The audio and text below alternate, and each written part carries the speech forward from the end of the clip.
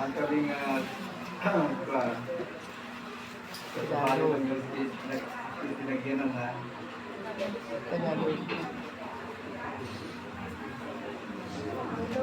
English. English na lang.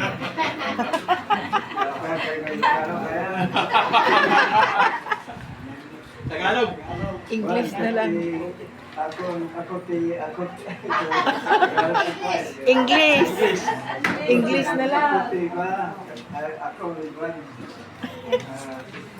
Sister ko si Mana Esperanza. Kaming dalawa, nung bata kami, hindi kami, nahiwalay kami dalawa. Nag-isa sa Mindanao. Lumaki rin ako. Dahil kay Las nga. Kaya ganti, pinagkita rin. Matagal na si Angkan.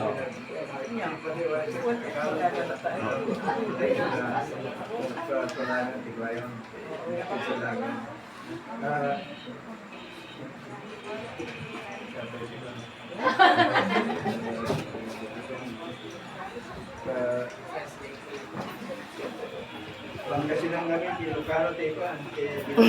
Tapos na. Tagalog ko. Ano ko na mula dito Tagalog na nakikita na yung mga Tagalog na ba? English mo na ko, Uncle. Ito na, sa Ilocano, diba? Kailangan Tepan, nagkulat ko. Sorry. Okay. Thank you po. Salamat Uncle Apolinario Jimenez. So, si Uncle, siya ang bunsong kapatid ng pamilya nila Mamang. Kaya, ang sabi niya, hindi daw sila nakapagbanding ng mahabang panahon. Kasi, noong unang mga panahon, sila hiwalay-hiwalay. Kasi si Uncle, isa siya sa pinagpala ng Amerika. Oo. Kasi retired US Navy siya. So actually, ang pamilya ni Mamang at pamilya naming Garcia, Callejo, de Rosario, lahat na ng mga kamag-anak pati Buya. Kaya parang nagkataon na small reunion. Oo. Kaya God pinagkaloob niya ang panahon na ito, even doon na pumanaw na ang sister niya, ang aming ina, ay masaya pa rin kami na nandito sa pamamagitan ng aming mga pamilya. Kaya in behalf sa lahat ng mga nandito nakikipagdalamhati sa aming ina, sa aming pamilya, ay lubos po kami nagpapasalamat dahil sa inyong kabutihan. Especially po, hindi ko nabanggatin ang pamilya ni Inang Maming, lalo-lalo na si Jo. So, ang mga Callejo, Buya, mga de Rosario. Even though de Rosario family is not around, last day na lang. So, anyway, salamat sa marami sa inyo na nandito nakipag-comfort sa aming pamilya. Thank you po. So anyway, baka kung sino pang gustong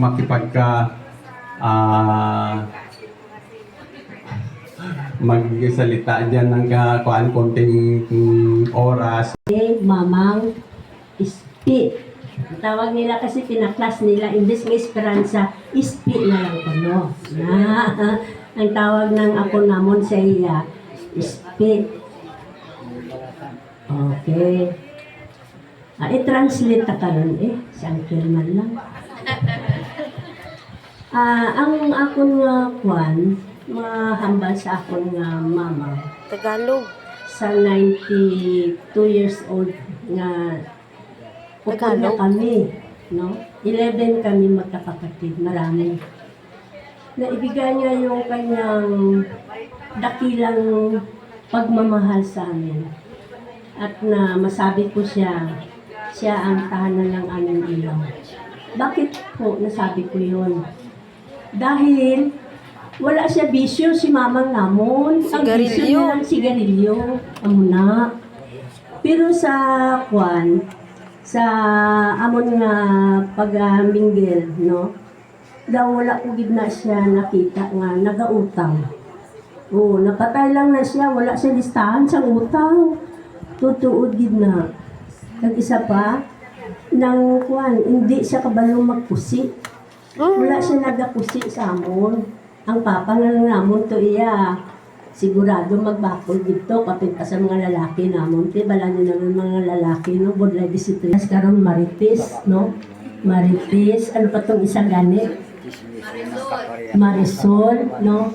Hindi siya, kaya nakita ko sa iya, babae, no ni siya, diri lang sa sabalay. O kung may mga okasyon gani, daw halos hindi na siya magupod sa amon mo, diri lang daw na siya. Kagkuan, inang isa pa ang mahambal ko sa iya, si Mamang. Pati sa amon ng mga pag-uyat sa mga kwarta, wala, hindi man siya ginapakwan, no? Wala na siya ginataga. Mo lang na siya. Nung sa aton pa, hindi siya masyadong kwan sa mga problema sa amon lahat. Kaya kung magpa-eskwela sa Samon, kami lang nagalakad sa eskwelahan, magpa-enroll, kung may mga okasyon, kami lang gihapon. Daw mo na, daw na sanay kami nga, na nagtindog kami sing sarili namon nga tiin ba. Amo na ang nakita namon sa amon ni Papang kag Mama. Nag-graduate lang ako ya sa college. Wala sa kapalapit kay summer man lang ako na kami sa kalimit. Ti siling kumang tapos na ako ti ano ka ron. Ti wala man tayo handa kay tigado man ta. Ti pasalamat ako at least natagaan na ako. Okay? Amo lang na no ang ma-share ko sa akong ginikanan. Salamat gid sa inyo nga kabubuton kag panahon kag ang pag-sacrifice ninyo nagkatuna diri. Madamo gid salamat. Okay. Sandali lang pas. May time kita baso ang aton nga kuan pagkaon. Gahulat kag medyo ang iba nagutom na daw. So tagaan naton sing higayon nga. Sige. May ara pa da.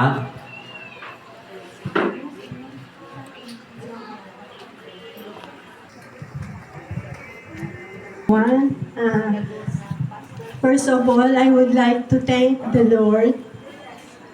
So God is very good all the times. I would like to say sa mother ko na she's a very good mother. So wala po akong maisip sa mother ko na I salute to my mother. And I miss you, Mama. I love you. So, Lord, alam ko na nasa piling mo, Lord, ang aking mother. I believe na save ko yung mother ko. Nireceive niya ang Lord Jesus Christ sa kanyang heart. So, nung ako po na naging born again, nakilala ko ang Panginoon. I got saved April. Praise the Lord na, Lord, isave mo yung whole family ko, yung aking mother, father. I've been praying for them since I got saved. So, nagpapasalamat ako kasi sa Maynila po kasi ako nag-stay. So, pinagpipray ko po sila sa church, yung aking mga loved ones, na masave sila, makilala nila ang tunay na Panginoon. So, salamat po kasi ginawa ng Panginoon itong pagkamatay ng mother ko na mag-get together yung mga relatives. So, hindi ko po kilala yung ibang mga pinsan ko, mga uncle ko. So, nagpakilala na lang ako na ako po yung anak ni Esperanza.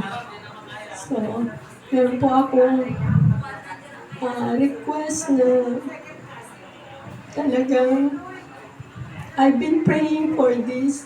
So, buhay pa si Mama, ang sinasabi ko sa kanya naman, pag ikaw kinuha ng Lord, sabi ko na, gusto ko na magkaroon ng funeral service na Christian sa Evangelical Fellowship ng Marbel. So, thank you na nag-preach po kayo. So, yun lang po at nagpapasalamat po ako sa lahat ng mga dumating Alam kong malayong-malayo pa nilakbay nila ni Uncle. So, first time ko po kayo nakita, Uncle. So, I've been praying for you, Uncle. So, may kapatid si Mama sabi sa Amerika. So, I've been praying na one day, you will know the Lord personally in your heart and you will ask the Lord. So, when we get there in heaven, we will see each other. So, salamat po sa lahat. So, thank you very much sa pakikiramay nyo. Kasi madaling araw mamaya, magta-travel na ako babalik ng Maynila. So, yun lang po. To God be the glory. Closing prayer. Isama na natin din yung prayer natin sa Amang Diyos na makapangyarihan sa lahat. Kayo po